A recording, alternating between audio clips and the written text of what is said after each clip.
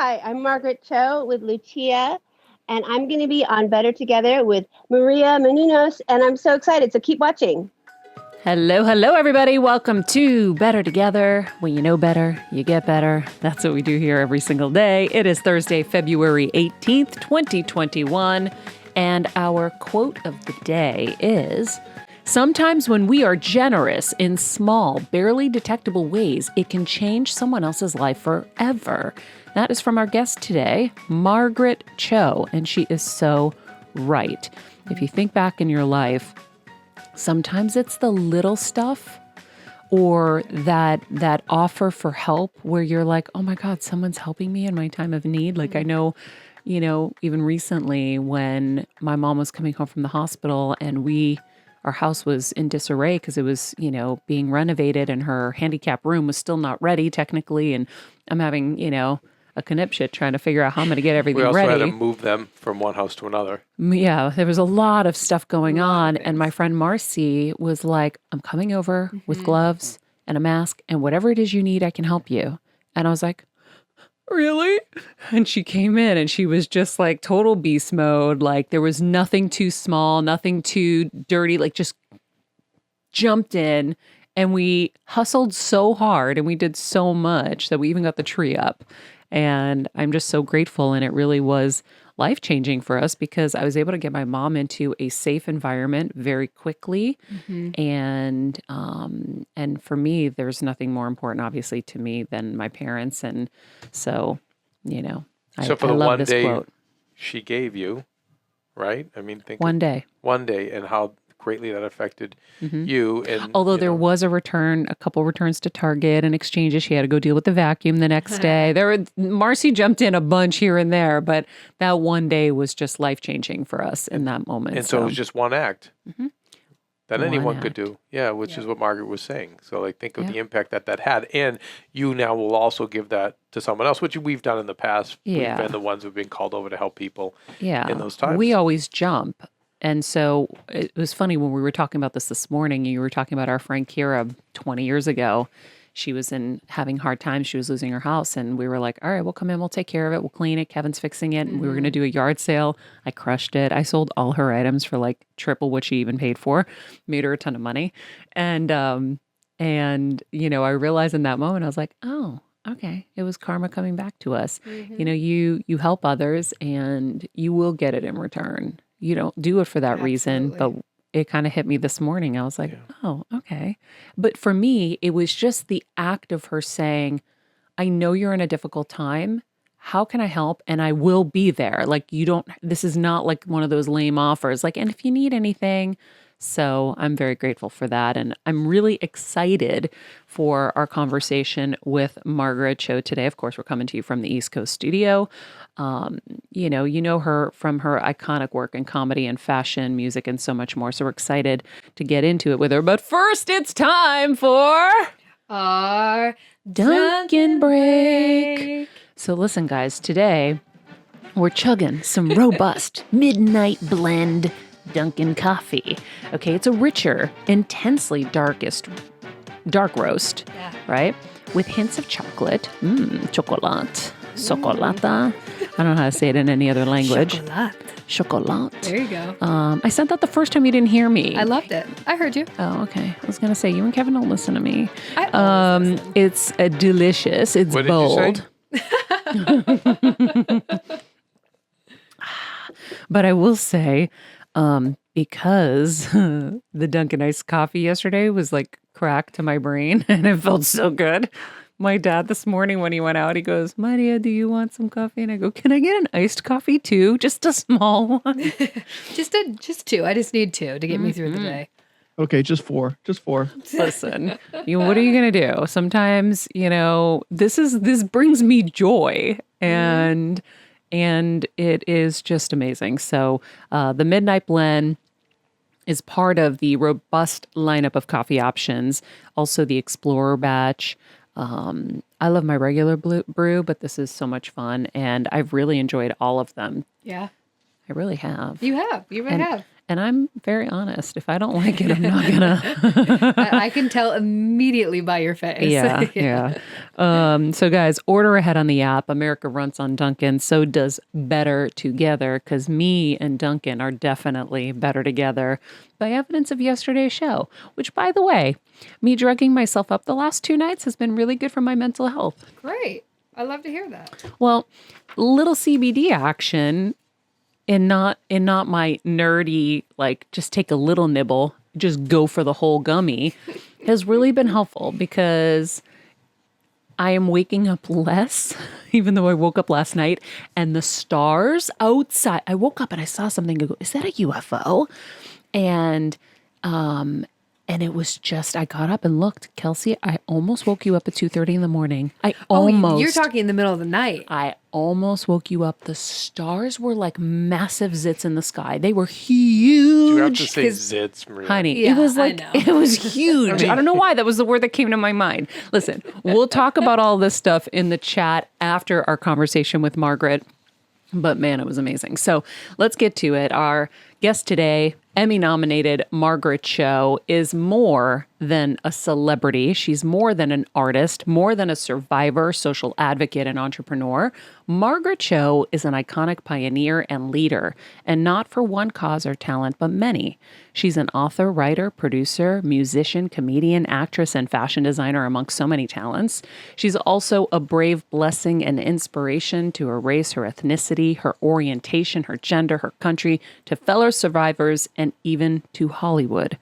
To the latter, as far as show business goes, Margaret Cho was literally 4 decades ahead of her time. Thankfully, for all our sakes, she remains a force in our industry and in life. Better Together and the Heel Squad couldn't be more excited to welcome you, Margaret Cho. Thank you for being here with us today. Thank you. Wow, what an introduction. As soon as I start talking, it's like she loves this lip gloss. So Lucia Caterina. Lip gloss. Lucia Caterina. She's from a high kill shelter. Can you imagine a high kill shelter in Los Angeles? I mean, she was on dog death row. I think she's kissing you as she was hearing everything. She was like, yeah, that's my mom. That's my mom. Yeah. She's really proud. I had many years ago, I had another dog who was read by a pet psychic. And the pet psychic told me that the dog had seen me on TV and he thought I was a singer because they don't understand what stand-up comedy is. So he was like, my mom's famous. She's a famous singer. Oh, that's which amazing. Is very cute. Oh, I know pets. Oh, they're everything. And your pets are adorable. I love your hairless cats. I want one so bad. They're so cute. They're like running. They're like, I built like this cat highway around the living room and dining room. So they just run all the way around. Like it's really good. It's good to have 2 actually, because they really tire each other out. Do you have hairless cats because you're allergic to them? No. I'm just obsessed with the breed. I think they're so interesting.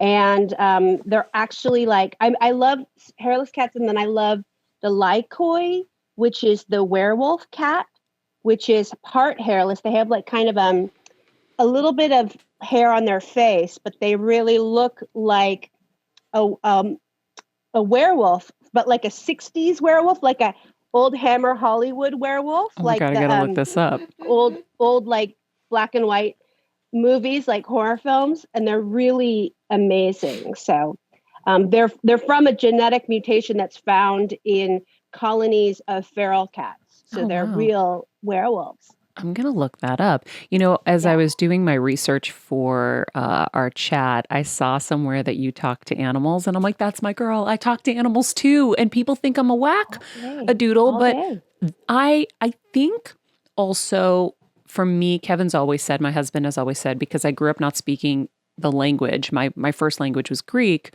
You know, animals were my only friend. Like they couldn't communicate technically. I couldn't. So we communicated, and I just understand them and they understand me. Right. It's very important. I mean, I speak Korean to my dog and cats, and they help me practice. One of my cats is deaf, so she tells the other cat what I'm saying. It's really cute. I love it. But where It's do you really think, cute. why do you think you have such a connection with animals and that you feel that you can talk to them and they understand you? Because it's a real thing. Yeah, I think that when you're, like growing up pretty lonely, like I grew up pretty latchkey kid, like that's my era in the 70s and 80s. We didn't really have babysitters or after school, like, places we could go to hang out. Like we didn't have a peach pit or anything like Beverly Hills 90210. We just had our house. And so kind of being alone was really my normal state. And so then I would talk to like the neighborhood cats, and I had a dog when I was really young. And so it just seemed like the right thing. I think when you're like used to isolation, it's very much an important thing to have a friend, whether that's somebody you could talk to on the phone or an animal. Yeah. Oh, I had a bird my dad caught on the fence of our yard, like one of those little blue Ooh. parakeets you get at the pet store. And we called him Yeah. Pee-Pee, but I didn't know what that meant. So when I finally could speak English in school and I would say, oh, I have a bird named Pee-Pee, people would make such fun of me because I didn't know what Oh. Pee-Pee meant. Oh. But he was my best friend and I told him all my problems and all my secrets. And, Oh. they're just so special. And I do think that, when you don't feel understood or you do have that, lonely quality, animals are just the greatest because they love you unconditionally. Absolutely. Like, and it's really it's like a two-way street. You're taking care of them and they're taking care of you. And the gifts that I've gotten from animals in terms of mental health and joy and company, it's really unmatched. Okay, Sacre hates being held, but here's Sacre. She's deaf. Oh my God. She's such a beauty. She's and then so little. Sarang loves the computer because it's warm. Oh, she doesn't want to be held. They're like they're in their game mode. So they're like running. I love it. I Yes. love it. Well, we have so much to kind of get into with you, and you've had such an incredible career and you've changed so many people's lives, and it definitely wasn't easy getting there. When you look back at your journey, I'm sure you have so many different feelings that pop up. I mean, I think of the current climate we're in now where executives who, did the sorts of things they did to you are being outed. Mm-hmm. Mm-hmm. How do you kind of reconcile the feelings of what was done to you then, when you had the first, sitcom on the air, documenting, what a Korean family was like and the things they said to you then, which you can share with everybody Yes. here. And now kind of feeling like, oh, well, people, that's not allowed anymore. Like, wouldn't that have been fucking nice back then? I know. It's crazy. Yeah, I was told that I was too fat to be on television and too fat to play myself, which is like a really crazy thing to think about. Like you're too fat to be you. It's really weird. And yet I'm so excited because nowadays that kind of thing is really unacceptable. Like sexist comments, sexual harassment, which I really endured so much of in the 90s, is just not tolerated. And I'm so grateful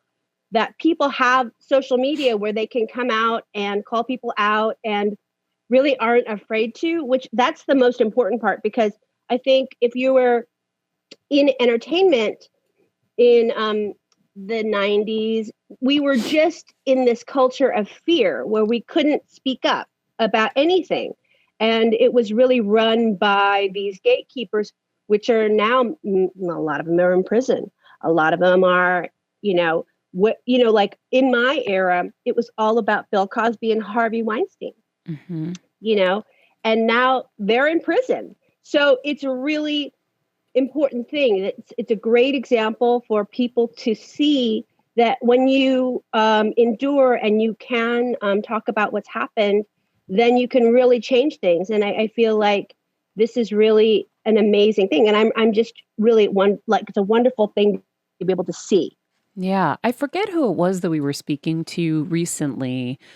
We had an actress on recently who was like, it's so nice to go to set now and know that people can't do this anymore. Megan Good? Oh, Megan Good. Yeah. Yeah. Yes. And it's really important. And I know, you know, I understand that feeling of like, I had to deal with a lot of toxicity and cruelty, and you just have to keep your mouth shut because otherwise you'll be blackballed from the business. You will never work again. Right. You can't say anything. And, you know, a lot of people just get ill holding all of that in. Yes. We didn't realize that we had the power to change things by speaking up. And now it's really younger people taking the lead and older people telling their stories so that they feel seen. Older people feel like, oh, we were there. We know what happened. And then younger people don't have to go through it. And then we can all benefit, you know? And so I'm really glad. I think that before they really, especially women, they really pit older women against younger women. We were separated and divided so that we were like, there's only so much to go around. And this idea that there was somehow lack of work and lack of the spotlight, so we couldn't all be seen. So we were always like somewhat like at war with each other, and that's not right. You know, women belong together. Yeah. I mean, when you think of the people that hurt you along your journey in this business, are they still in power, any of them? No. Guess who's still standing? Yes. Sorry for everyone's eardrums. That's a really great thing, you know, and that we can endure and we can really thrive. So that's my motto. And my greatest satisfaction too is seeing people. Oh my God, this kitty is like this cat. Ta-da! She hates being held, but I have to show you. This kitty. She pulls down the camera. God, I love her. You can see me. Oh, see, they're fighting. This is like an animal. That's like my heaven right now. Animal kingdom here. But you know, like my greatest satisfaction is seeing people like Ali Wong and Aquafina really just taking over show business where, you know, they were really inspired by me. And so that's probably the best thing that I can see. And the thing that gives me the most joy. Yeah. I equate it to kind of like The Wizard of Oz. It's one of my favorite movies. Well, it's my number one favorite movie. And it's like, I had a friend who used to say, all the monsters on your yellow brick road are gone, Maria. And I've watched the same thing where they just one by one just fade away and kind of their power. It's like the Burgermeister in Santa Claus is coming to town. The Burgermeister falls and... Right.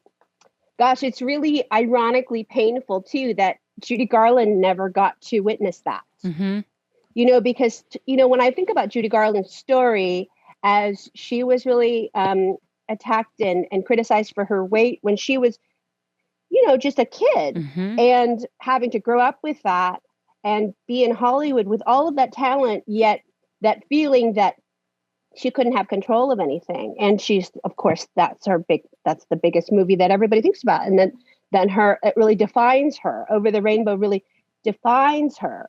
And yet she was never able to be in the era where we were able to take charge and really see that none of those monsters are real. Yeah. Wow. That's a great analogy. You know, you've pushed and you've fought, and your second book was like, I stand and fight. What was the title? It was like, I will stay here and fight, or something I will stay here and fight. Yeah. And I got the chills because it takes a lot to want to fight. It's a lot easier. Sometimes I know for me, I went into my turtle shell to heal. I was just like, I can't. You have to. So where did you get the courage to stand up and fight and keep voicing your opinions and being so active? Well, I think performing and doing stand-up comedy is my safe place because there's witnesses. So, you know, that's the most important thing. It's like, I realize that I'm hurt most when I'm isolated. So I always seek to find that witness, whether it's an animal or whether it's a comedy club or a theater where I can really speak my truth and be seen. And there is like a lot of healing in that. So, and of course I love to hide, but I like to hide in plain sight. So those things can go both ways. You know, in hiding in plain sight, you can also do a lot of damage to yourself because everybody thinks, oh, she's fine. You know, and that secrecy of like those problems that I've had over the years, which is addiction, eating disorders, all of those things that are really self-harm, you know, that those scars don't necessarily show on the outside and they can be hidden very easily to a point.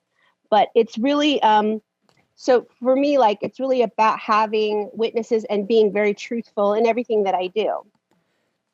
So how did you, and I mean, it's funny because I'm watching you talk right now. And I have known you throughout the years. I've seen you interviewed.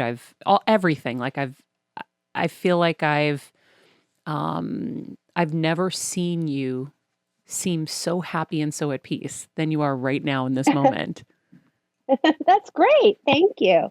I think it's 50. 50 has been really good to me. 51 is really good. 52 is really good. Living alone is really good. You know, I got into an age where I really understand how brief life is, and you have to appreciate it every moment, because I was 12, it seems like yesterday, and now I'm 52, and you know, 40 years have gone by almost in a heartbeat, and you just really have to slow it down for yourself internally and treat every day like it's summer vacation. You know, like when we were kids, summer vacation seemed like an eternity. But now you really realize it's just a blink of an eye. And so I think age has really made me appreciate where I've come from and what I've been able to do and how I've seen the world change. And so I'm really glad for that. So when you look back at the difficulties that you went through in your life, how do you look back on them now at your age now?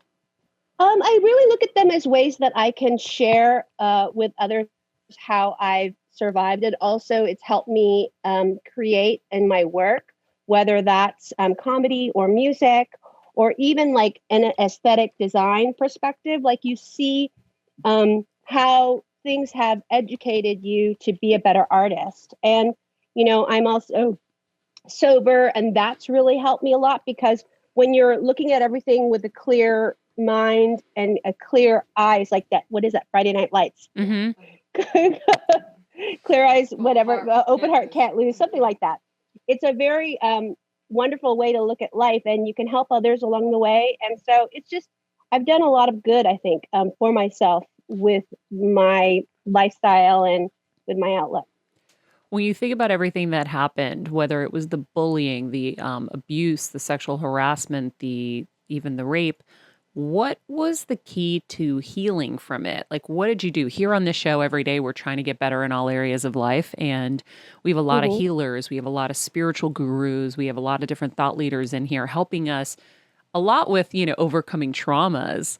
And so I'm always curious, have you gotten over them? And if you have, what was the key? Well, I think what it is that you get in a thought loop.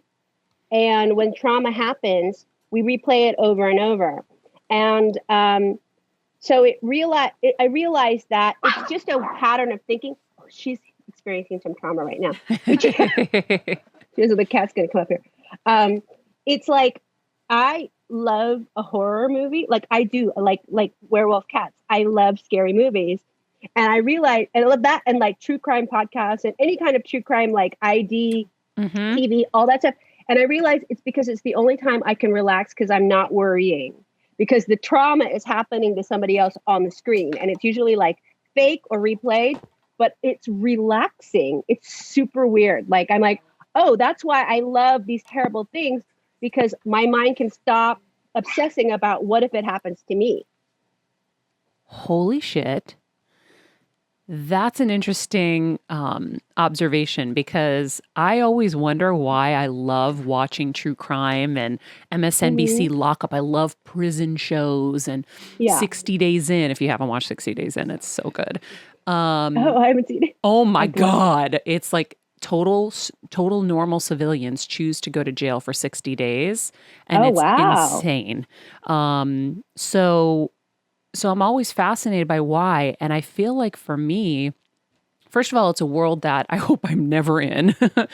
But second of all, for me, I feel like having endured different traumas in my life, I want to know what they're thinking and I want to know how to get out of shit. And the more I study and the more I watch, then I'll never get hurt again. Right.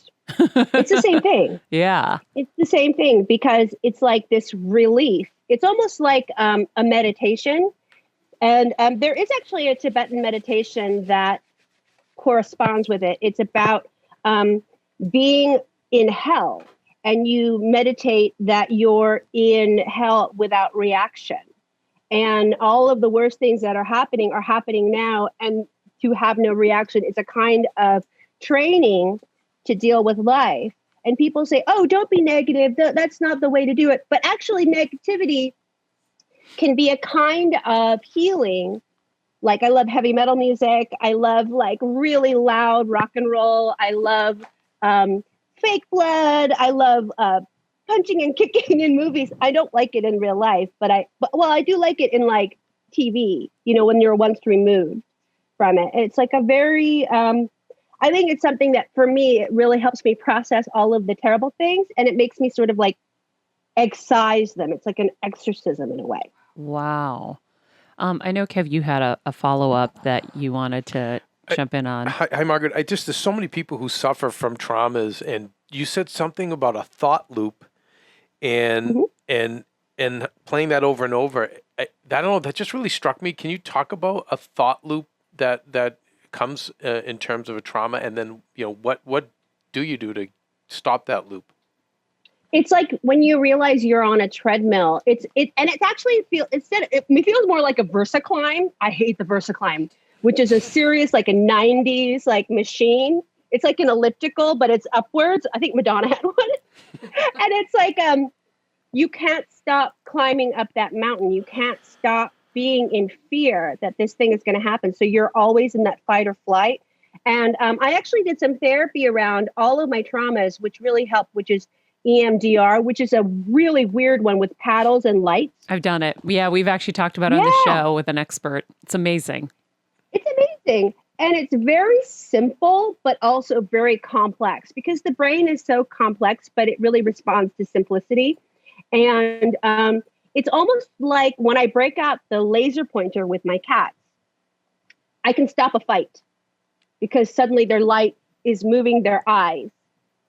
And it's like this thing of like, oh, it's just like EMDR, but for my animals. And that's just sort of the same thing that I do when I am in that therapy, is that light stops my focus on whatever is happening in my head, this thought loop of like terror, or the scene that I'm replaying of like terror and the what if.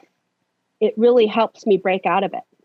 So does it ever go away, or is it just better? It's better. Yeah.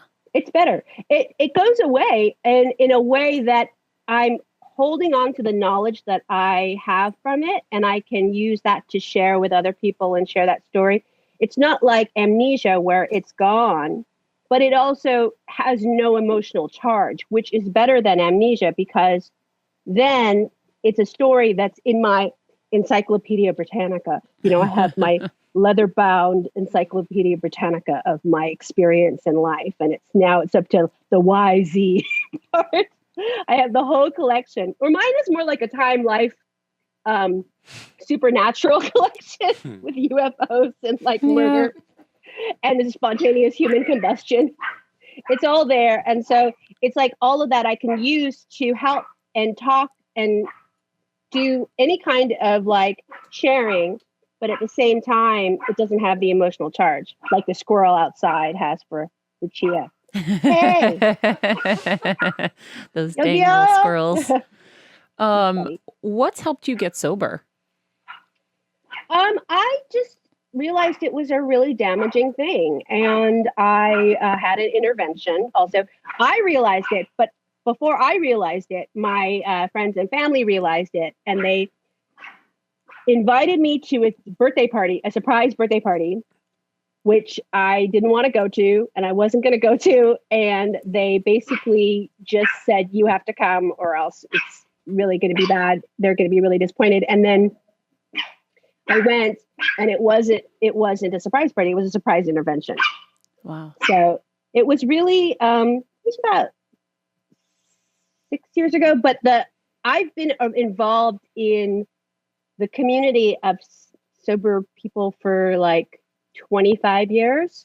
So it's an ongoing thing. Like addiction is something that you revisit. Like you kind of, if you fall away from it, and then now I realize it's like these tides of sanity that come in and come out, and you have to have a really conscious effort to keep it up, which now I do, because I realize, at best, I probably have 50 years left.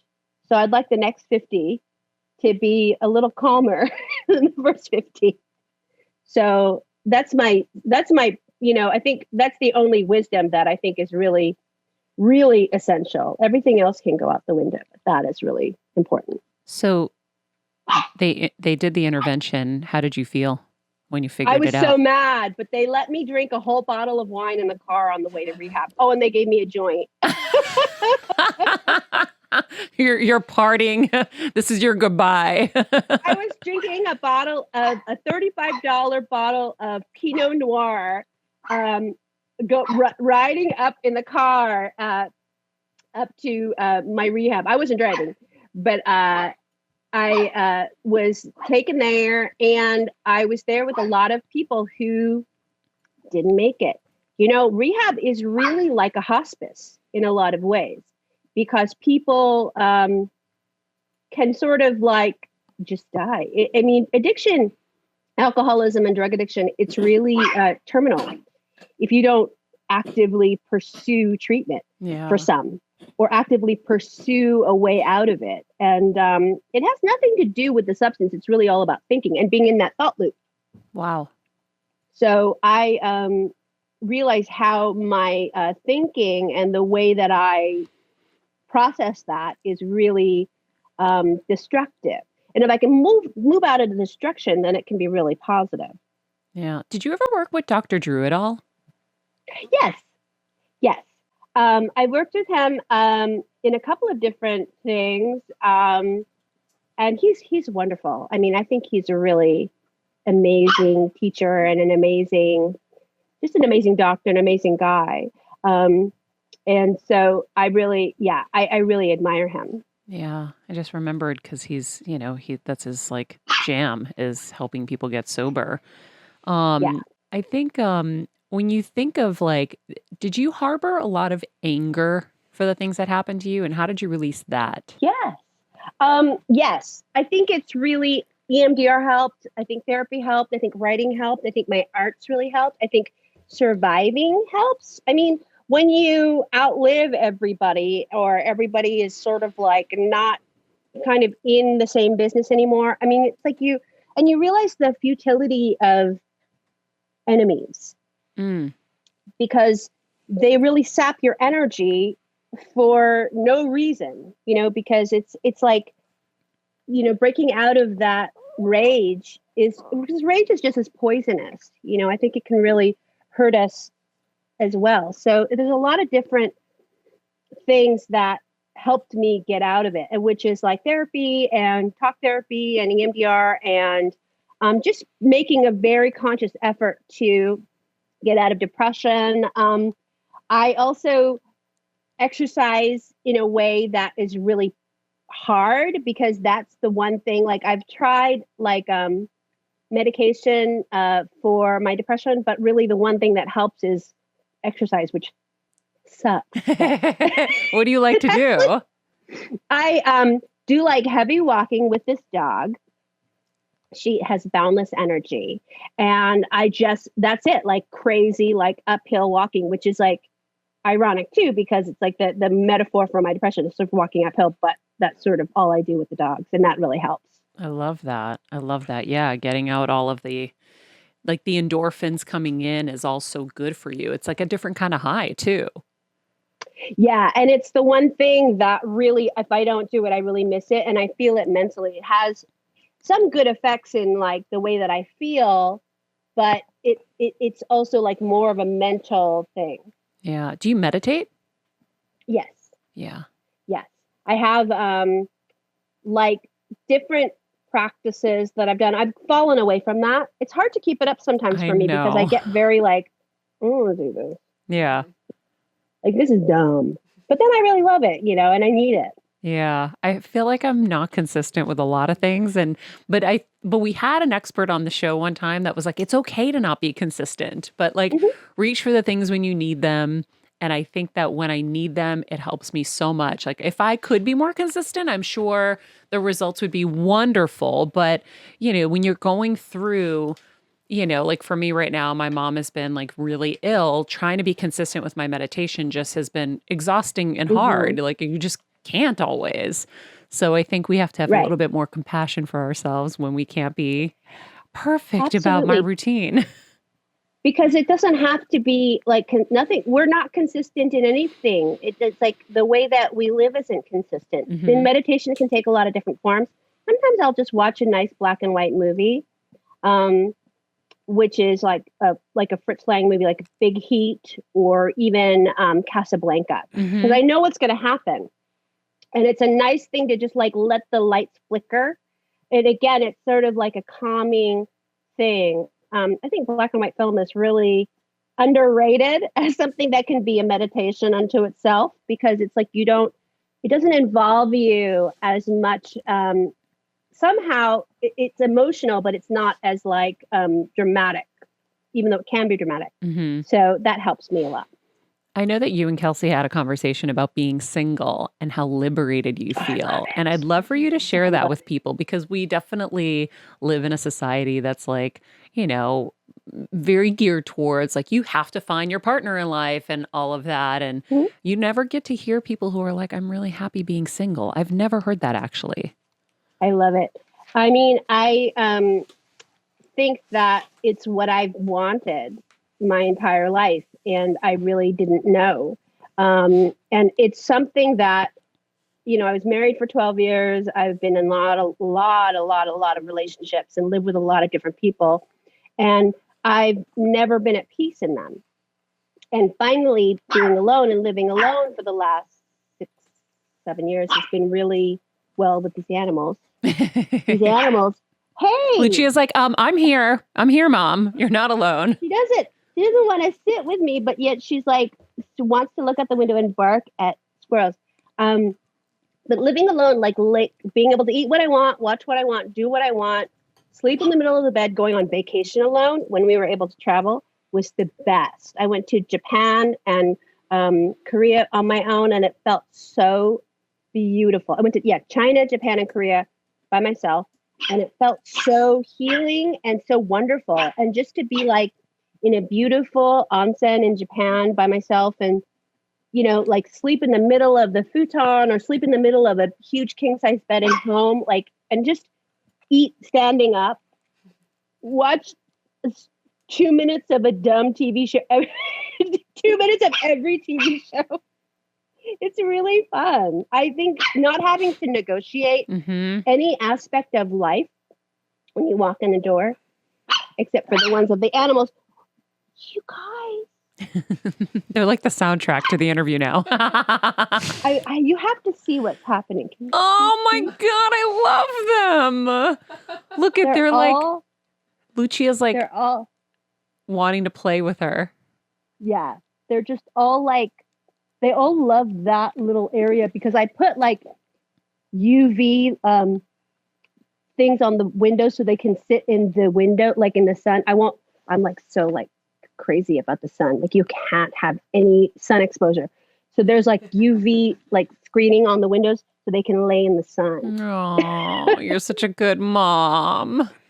Well, they hate me too sometimes because I brush all of their teeth and they get so mad. Everybody's mad for like 5 minutes after I brush their teeth because you have to brush their teeth every day. Every day you brush their teeth? Oh my Yeah, Lord. they hate me. That's a lot. But only for 5 minutes. But then the toothpaste tastes like chicken, so then they realize they're not as mad. Oh, that's so But funny. I brush their teeth every day because I've had Chihuahuas for many years, and they always have tooth problems until I started brushing their teeth, and then they live longer because they can eat like more like roughage and stuff, and because I've had the other Chihuahuas that I've had to have a lot of teeth removed, and it was real painful for them, and so it's very Well, also what people don't realize is, and it's not just for canines, it's for humans too, so much disease starts in the mouth, you know, so you have to really be good with your oral hygiene because it's so true. Yeah. We watched Over the Moon last night. Oh, good. Yes, it's a beautiful movie. And we loved it. And we sang along, even though we didn't know the songs. It was like we were massive. Really good. We were insane last night. It was so fun. We kind of really needed the release, and it was so beautiful. You know, it's an animated movie, so you guys probably didn't even get to work with each other. But Ken Jeong's in it, Sandra Oh, John Cho. So was it like that where you guys just had individual sessions? We all had individual sessions, and yet Ken and I worked together. I mean, John and I have worked together before. Ken and I have worked together many times over the years, and Ken and I did the press junkets for it, and it was really, really so fun. Oh my God, you have this. Why she's going crazy because the dogs outside are going crazy. But it's a beautiful movie. And that was one of the most exciting things to do because it was like, we're in this quarantine now. And so, I mean, we did the voice recording like almost a year and a half ago or 2 years ago. But the press junkets were really fun because it was just me and Ken. But it's a really beautiful film, and it's the first big Asian American animated feature. Yeah, we really enjoyed it. So if you guys haven't seen that, that is on Netflix right now. Are you what's your kind of take on comedy right now? I think it's really interesting because there's so much the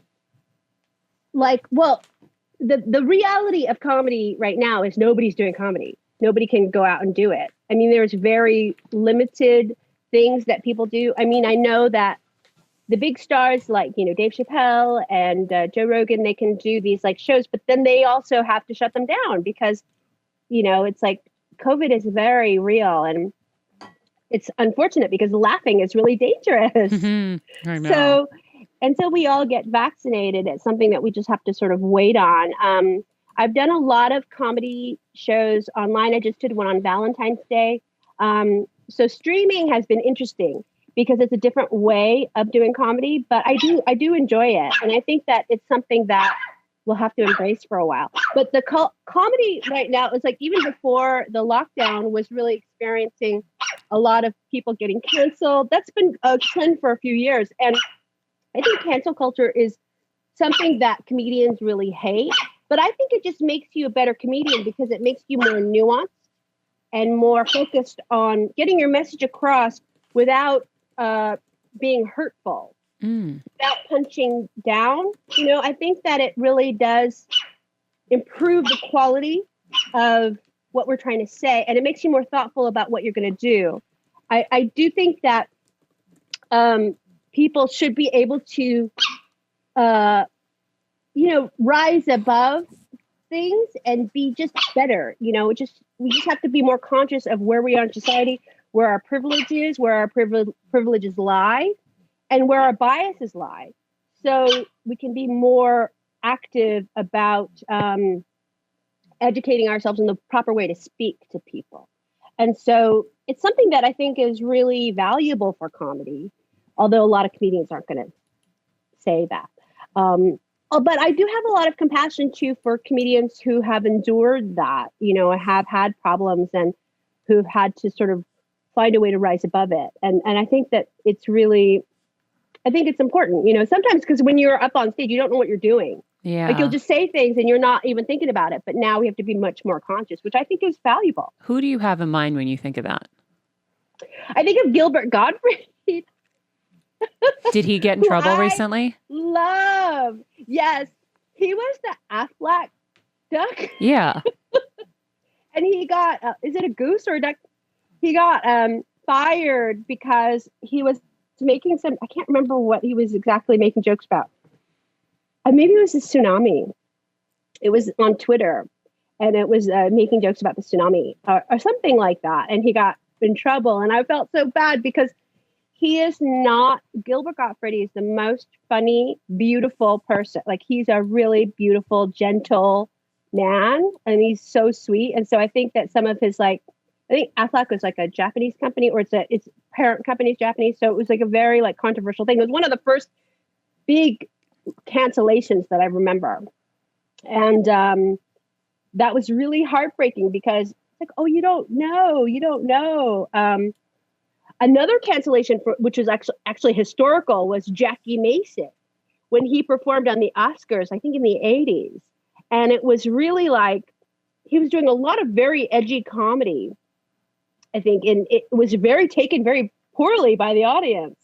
And here's this very legendary comedian who was talking, I think, about his Jewishness, but the audience was so afraid of any kind of identity comedy. That was something that was very monitored, and we've always had a problem with it. But the comedians are naturally outsiders, and so we have to accept that point of view. Comedy and laughter comes out of a need to overcome and a need to process fear and sadness and shame and all of these things, because laughter is hope. And when you laugh at something, it's like the first start of getting over whatever that pain is. So I think it's important to recognize we can laugh at things that are inappropriate. The darkest humor comes from first responders, actually. Wow. People who have seen the worst of life. And so we can actually joke about things that are terrible to heal from it. Yeah, I do it every day. I tell everyone with my mom and with my dad right now dealing with, my mom has stage 4 brain cancer and we've been dealing with a lot lately.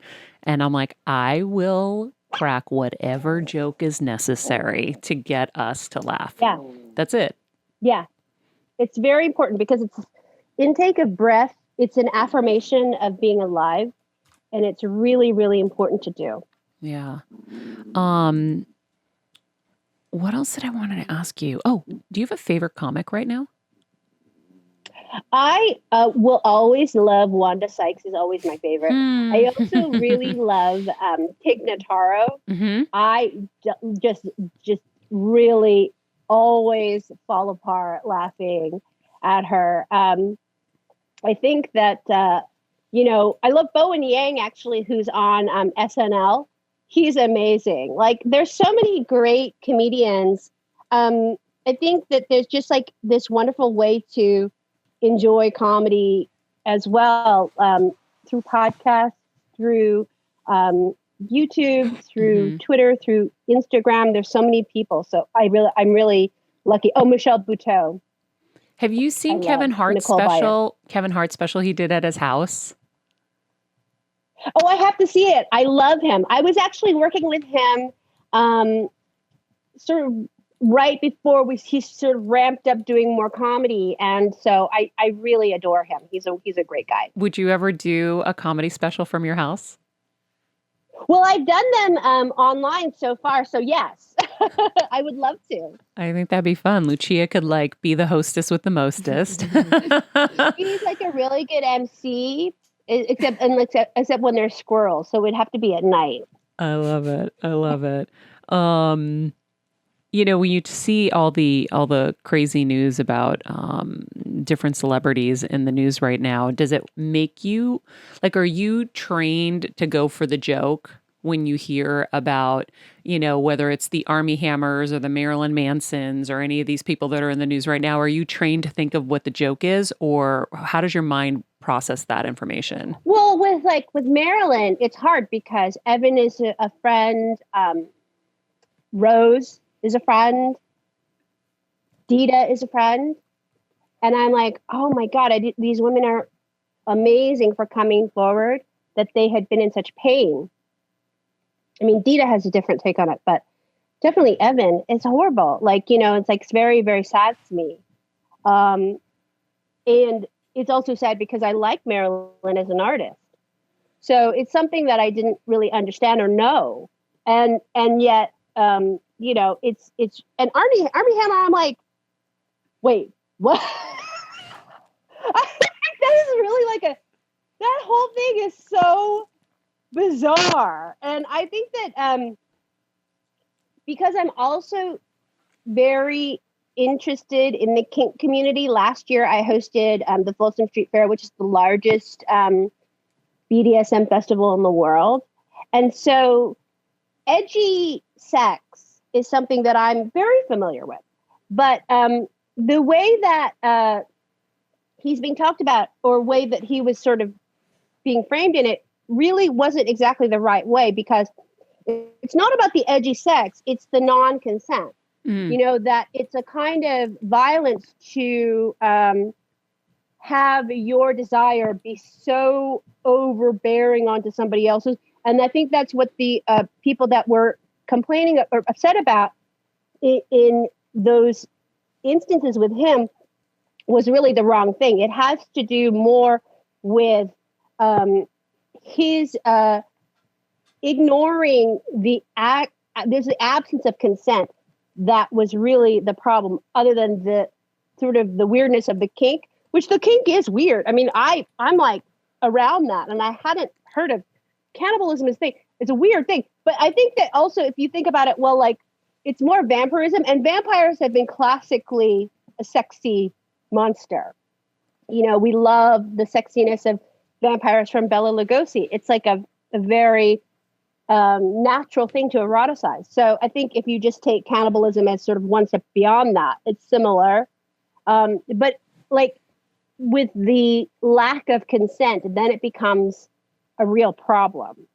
So much of that is really clouded by the sensationalism and the lurid press around it, the sort of clickbaity quality of the story. So much is ignored, though, because it's the women's refusal, to accept not being heard, which I think is really good. They're like, he didn't hear us, so we're going to make him hear us by sharing this. And I think that's really valuable, and a valuable lesson for everyone. But it's also something that I think it's like the distraction. I don't know. It's like society doesn't understand the real problem. The real problem is he wasn't listening to these women when they were saying, we don't want to do this. Yeah. Yeah.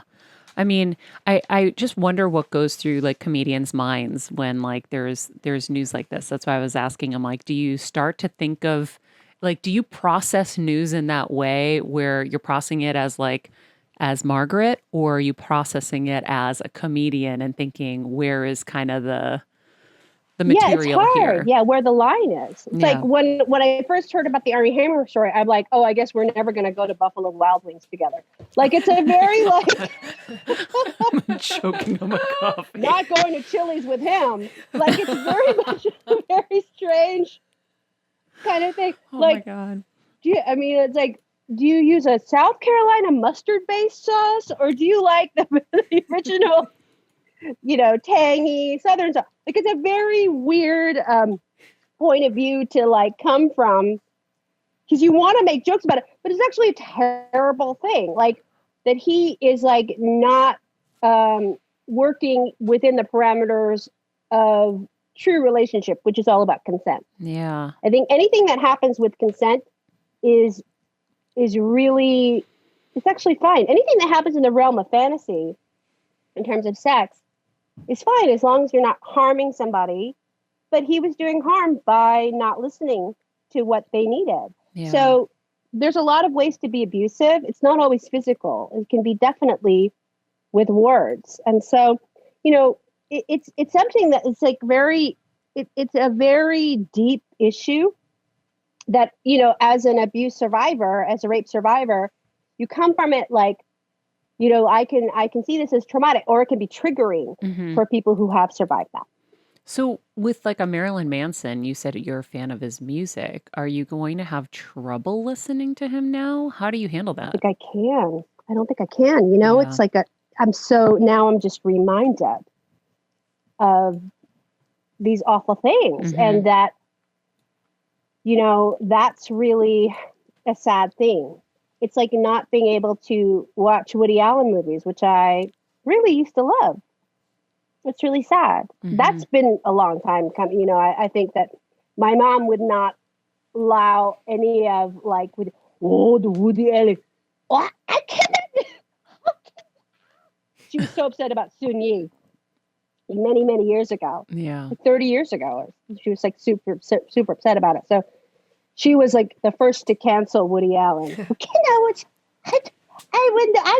to watch Annie Hall. Can't watch Annie Hall.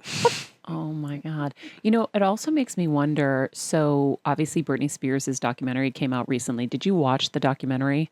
Yes, about her? I loved it. I thought it was really great. What did you feel knowing that, she was kind of the butt of so many jokes back then. And then Craig Ferguson, I mean, I get the chills. He was like, why are we making fun of someone who's hurting and suffering? And, tell me where your head is at with all of that.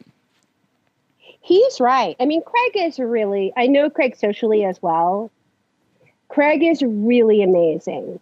He is a long time sober guy too.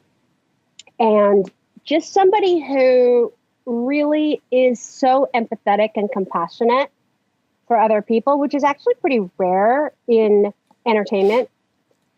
And, it's really amazing that he would do that, because it was not a popular view at that time. I mean, Britney was sort of like this routine joke that people would crack about, because it was also the way it was framed in society. And it was also the culture of paparazzi and these stars who, you didn't have a sense of social media now sort of democratizes celebrity in a way that everybody's really accessible.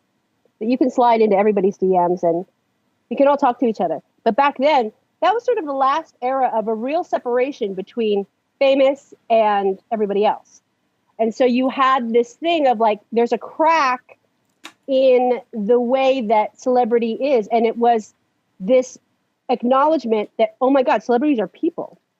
And it was like, people were really enraged by that and also delighted, because they were like, this is like a large scale bullying situation, and so it was a very, when I was watching it play out, I wanted to shave my head. I actually did shave my head.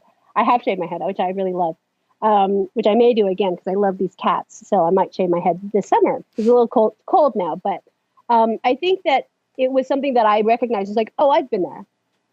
I've done that. I know what that's like. I know what that feeling is of being really unbalanced and being in fear, but I've never endured the kind of scrutiny. I mean, can you imagine like people like waiting outside your house or following you to the drugstore or to Starbucks or wherever? It's really scary. I mean, nobody really can know what that must have been like for a very young woman. Also to be sexualized at that young age and to have all of your relationships kind of picked apart at that young age. I think everybody is pretty unbalanced in their early 20s. And I myself, hormones can really do a number on your emotions and your mental health too.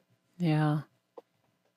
Yeah, it was pretty heartbreaking to watch. I think also from the outsider's perspectives, everybody always would look at paparazzi and think it was a glamorous thing to be followed by paparazzi. Young starlets would go to Robertson Boulevard to get photographed, to have paparazzi chase them. But then at some point it gets so out of control, but an outsider doesn't know what that feels like. An outsider still thinks that looks glamorous, I think. Yeah, of course, because it's something that comes, you're like, well, they're famous. It comes with the territory, but not really. I mean, what comes with the territory is making your gigs, doing your performance, showing up. what doesn't come with the territory is the onslaught of scrutiny and unposed photographs and unconsent. It's all about consent. Again, when people are not allowing you to just sit there and eat, like that's really scary. Yeah. What scared me the most is she's like sitting trying to eat lunch or whatever, and they're taking pictures like right next to her, and it's like, what the hell is that? Yeah. And it's like a very it's also a little bit like, now watching it too, it's like it's very important to have this experience so that we don't do it again. Yeah. You know, so it's a lesson for the future. Well, I think also your take on comedy and how kind of censoring your comedy in a sense to be to challenge you to be, you know, more thoughtful with your comedy and less hurtful with your comedy is a contribution in that effort. Yes, I hope so.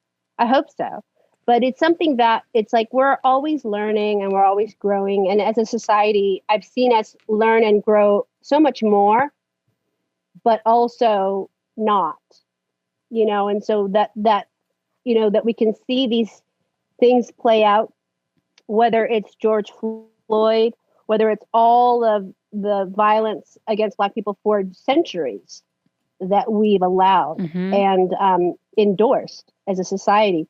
So, you know, it's like we've seen society get better, but we've also seen it not change at all. Well, I mean, to the point of, you know, even your fear for your older Asian parents and what's gone on in that area. Talk about that. It's really scary. Like the violence against Asian Americans around coronavirus. It's all around coronavirus. And this idea that we are somehow at fault is really terrifying. And that the older generation is bearing the brunt of it is really so traumatic, and it makes me so fearful. I think that it's like this thing of like the images that we're seeing of Asian Americans really are, whether it's Bling Empire, which I actually love, or Crazy Rich Asians, which I also love, or Invisibility. It's like, of course, there's got to be a scapegoat around coronavirus where there's so much poverty, there's so much unemployment, there's so much frustration. There's got to be somebody that we can point to and look to blame. But it's not Asian Americans. I mean, it's like not any person. It's a disease. It has no bias against who you are. It's just something that's happened. I mean, the real victim, I mean, the real scapegoat is global warming and the way that we treat animals and the way that we sort of need to distance ourselves from the killing of animals and that sort of like brought about wet markets and brought about all of this sort of underground stuff where it's not regulated. There's no like ordinances in place to deal with cleanliness and sanitation around those issues. That's what has caused the coronavirus. Our ignoring that we share the planet with other beings, but it's that are not human. So that's the real, that's a real villain. Yeah. But the victim is all of us. You know, everybody who has to deal with that. Yep. Margaret, what's up next for you? Well, I Lucci's going to show you her love. We have to go for a walk, but next today, I have a bunch of different things that I'm doing. Just like I'm excited because Over the Moon is nominated for a Golden Globe, so Congrats. I'm excited about that. I think that it's really about waiting and writing and seeing what's going to happen. You know, there's so much to sort of think about, like what's it going to be. I would love to tour again, but I'm just waiting till everybody's safe. So until then, I'll just be doing a lot of podcasting, doing a lot of talking on streaming. I just did a streaming show on Valentine's Day, and so I'll do more of those, and we'll see. And brushing of the teeth for the animals. So many toothbrush. You know what's kind of gross is they all share one toothbrush. Oh. But I think they like it like that. We could sterilize in And between. I think off air I have an assignment for Margaret Oh, you do? in the downtown. Okay. Well, Kevin is the career intuitive, Yeah, so I have stand by for that. I don't want to give it away. Such a pleasure. I'm Thank you. so Such a happy pleasure. to see you so happy and doing so well. You can check out Over the Moon, an animated movie on Netflix that we talked about, obviously, where Margaret stars alongside Ken Jeong, Sandra Oh, and John Cho, and others, of course. It is nominated for a Golden Globe for Best Animated Motion Picture, like she said. You can check out her podcast, The Margaret Cho, on Apple Podcasts, Spotify, and Acast. And for everything Margaret, you can head to margaretcho.com. All right, so Margaret Cho. Wow. I am so blown away by how light she feels. Yeah, You know, she's gone through so much in her life, so much. like so much heavy stuff. You didn't go over And- the specifics. I mean, like what if you do some research? Rape with family, then molestation, and then even when she complained about the rape, they're like, "Who would want to rape you? Like someone who looks like you?" Well, I mean, then horrible. also her Korean family, you know, they kind of just wanted to not acknowledge it. And they're like, it's in the past, stop thinking about it. And I mean, there were a lot of traumas. And you just, I mean, I have the chills just talking about it. I wanted to cry. You know, when people have gone through so much and they can find their way through and be as light as she is and not angry or, you know, she's very supportive of people who are actually getting to do what she really wanted to do, right? And not have those Charges. limitations that those So, other executives gave, yeah, you know? referring to people that you know, when she kind of had her shot 30 years ago, Yeah. and was stopped, you know, but now the new generation's getting that chance, and yeah, she's a champion of it. She's a champion. She's lifting them rather than being angry that it was Yeah. taken away from her. Right. It's such a great example for all of us to And you know, to Maria, see. also it's not like this was an overnight process. She Yeah. she had addiction.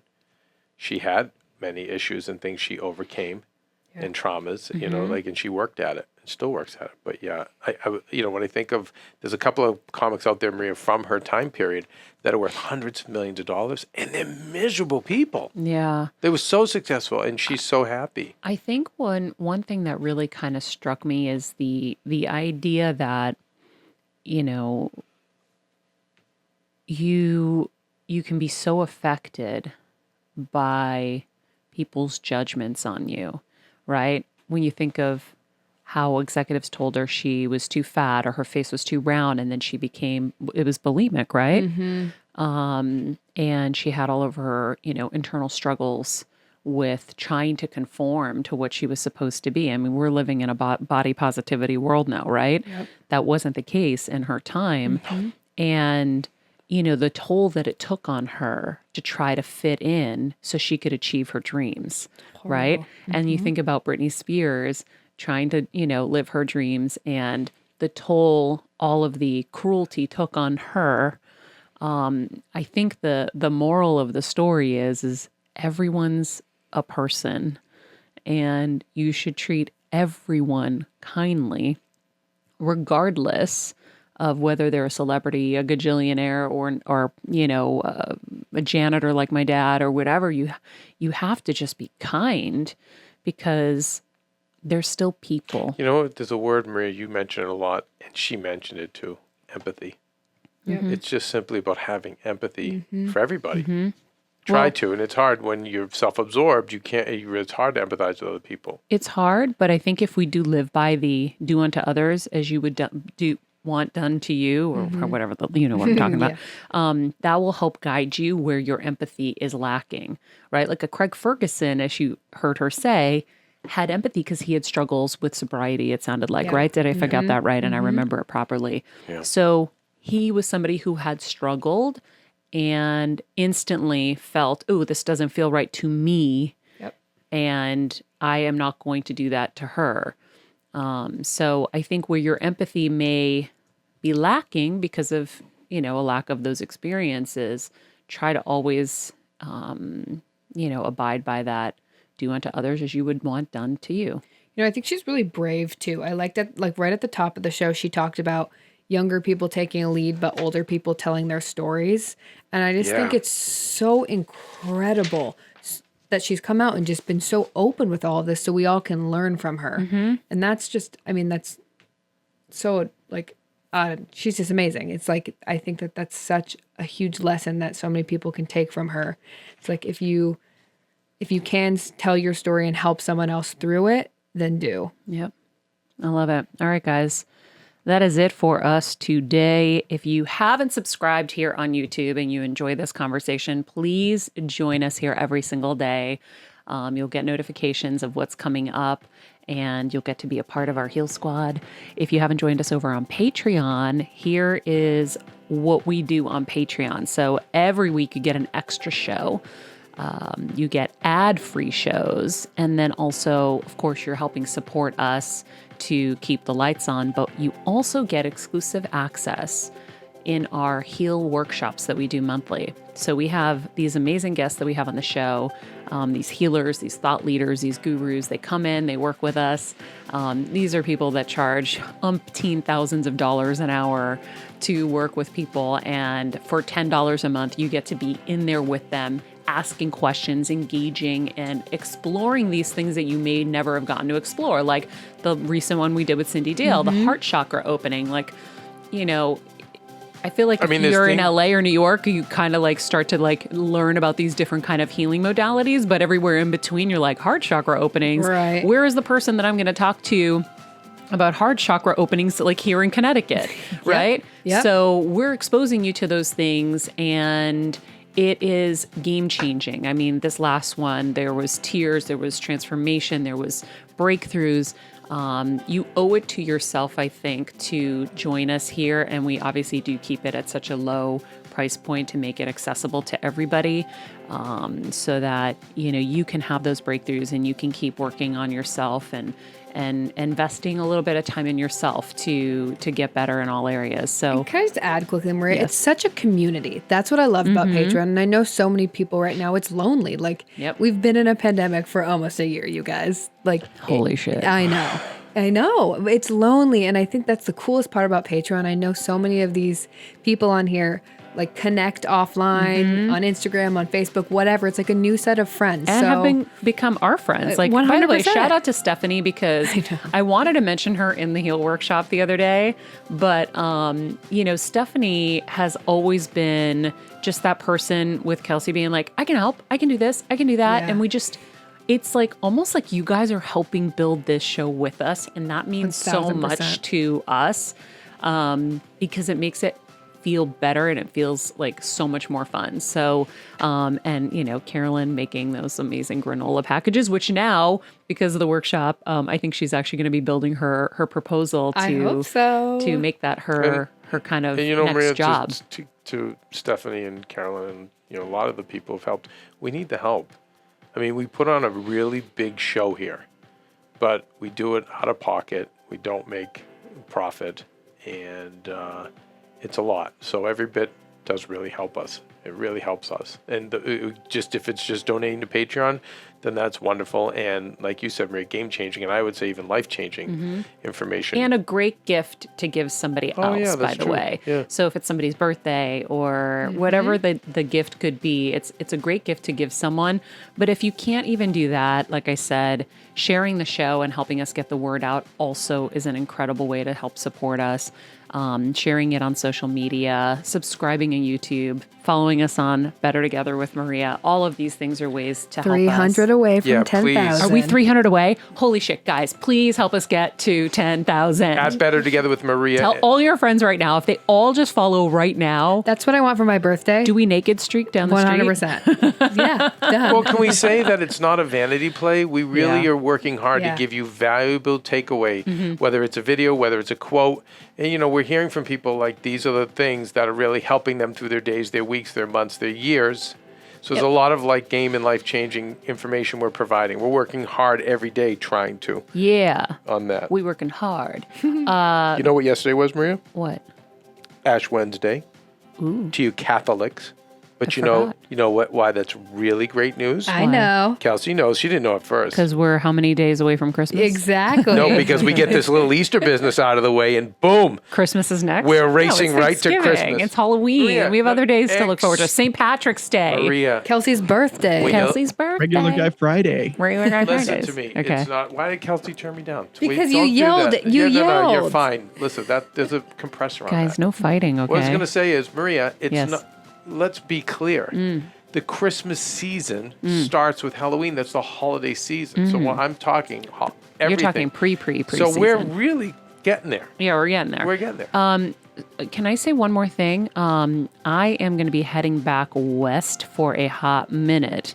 So you guys will be seeing me coming to you from the West Coast studio for a hot minute. I got to get some work done back there. But I think that was it. I was going to say something else and I totally forgot. So that was my point. On the flight, I'm going to be working on the next newsletter. So if you haven't subscribed to our newsletter, go to mariamenounos.com, plug in your email. You will get our life manual and our medical manual that you will fill out for yourself and your family. And it is absolutely game-changing and life-changing. You need this in your life. Trust me. I've spent the last 2 decades perfecting these for myself. I've gotten Heidi Klum's before. I've gotten so many people's versions. We used to call it a black book. Now it's the Better Together Life Manual and the Better Together Medical Manual. But it's a really great way to organize your life. And the medical manual was something that was born from my mom's recent hospitalization so that you can have all of that information that you need at, in the palm of your hands very quickly. So subscribe to that at mariamenounos.com. In the meantime, follow us at Better Together with Maria, please, and tell all your friends so we can get to 10,000. At Margaret_Cho, at Kelsmeyer2, at Stephen Lemieux Photo. And remember, be nice people, make good choices, drink your Dunkin' iced coffee, and be present. And watch Regular Guy Friday tomorrow. Yeah. Well, listen. Maria doesn't allow video.